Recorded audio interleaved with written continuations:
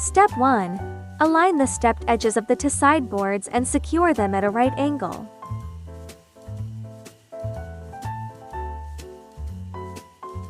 Step 2. Install the smallest curved board and tighten the screws. Step 3. Install the curved boards on the second and third tiers.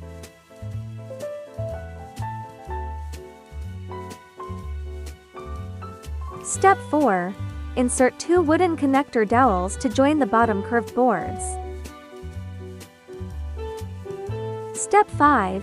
Attach the bottom curved boards and tighten all screws.